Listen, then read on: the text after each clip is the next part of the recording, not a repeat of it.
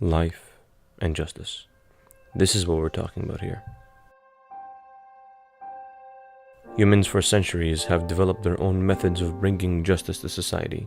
Thanks to globalization, companies have an enormous impact on people's lives and the communities in which they operate. Of the 100 largest economies in the world, 51 are corporations. Only 49 are countries. So, are they being held responsible for any injustice they create? In the pretty curtain of new jobs, technologies, and investment lies a darker truth. Corporations relentlessly exploit weak and poorly enforced domestic regulations, resulting in disastrous effects on these people and their communities. Whether it be economically, socially, or environmentally, your favorite transnational company has most likely negatively affected one of these areas in the third world. We must hold corporations accountable to any harm created and encourage social responsibility. So why is this issue important to society? Why do we need to find solutions for this issue?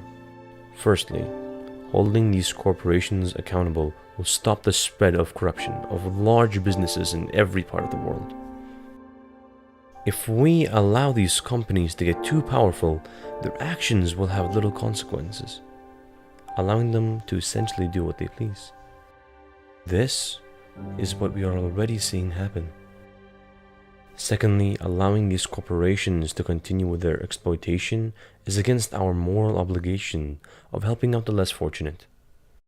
Because if we truly want to help the third world out, we would be holding these transnationals accountable. Doing so will result in better working conditions, better treatment, and even better pay to these impoverished individuals. But why should we, as people of the first world, actually make an effort to hold corporations accountable? Dr. Isaac answers this question. Aside from a heavy moral obligation, it is critical to note the principle of reciprocity and the idea that we may need another nation's assistance sometime down the line. If we allow the companies of these developed countries to bring down the quality of life of another, these third world countries will have no reason to aid us in a case of a crisis. In fact, they might not even be able to. This supports the idea that the whole world is better off if they are all able to support each other. This issue is important to all of society than most of us like to believe, and frankly, the prosperity of the world as a whole is at stake if we don't take action. We can see the unjust effects of the pursuit of money by these corporations everywhere in the third world countries. Let's take a look at one of our own Canadian companies, Joe Fresh, and how its negligence led to the death of hundreds in Bangladesh. It was April 24th, 2013, when 1,130 workers at the Rana Plaza factory lost their lives. Joe Fresh managers had assured them everything was fine beforehand, despite having them operate in a building with weak construction materials and lack of proper building permits. Furthermore, the improper use of the office building as a factory shows the company's desire to make a profit wherever possible, even if it means putting human lives on the line. The underprivileged individuals of this catastrophe have to battle depression, anxiety, and separation from family due to a move to a rehabilitation center. It would have been better for us if we had just died.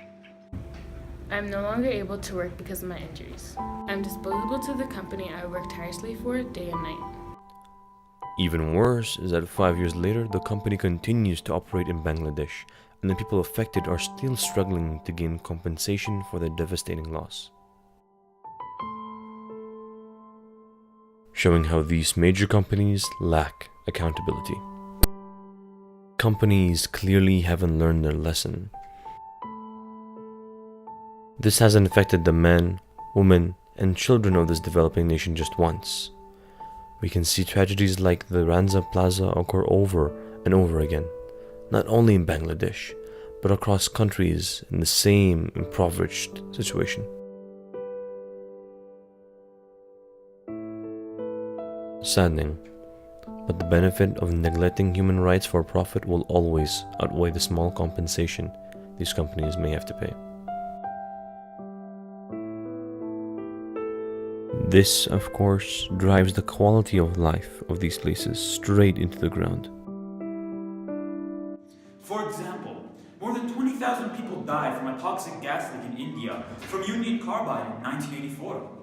It took more than 25 years for Indian court to convict Union Carbide employees for their role in the disaster.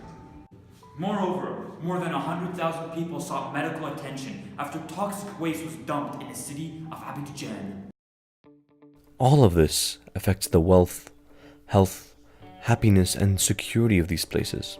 And the only way to improve these areas of life is to hold corporations responsible. Globalization has essentially created the problem. If done right, globalization will be able to solve it. If a man living in the third world can improve his situation, then who will? The answer is simple. We start at the first world individual. For us, the simplest form of action is to speak with our dollar and boycott these companies when an event like the Rana Plaza occurs. We must support companies who practice good social responsibility and punish those who don't.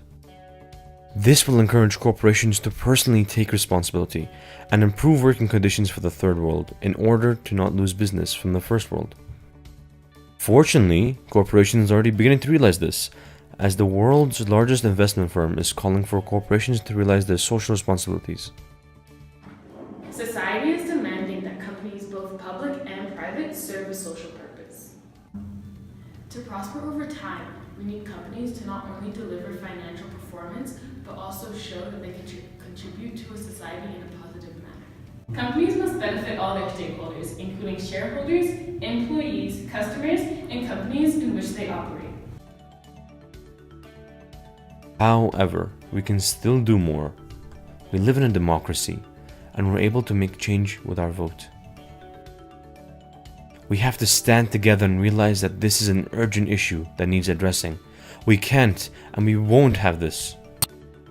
As an entity with the ability to enforce harsh laws and punishments, the government is what can truly make a difference.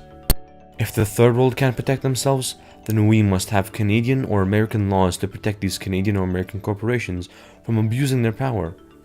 In fact, we saw a similar phenomenon happening in the Industrial Revolution.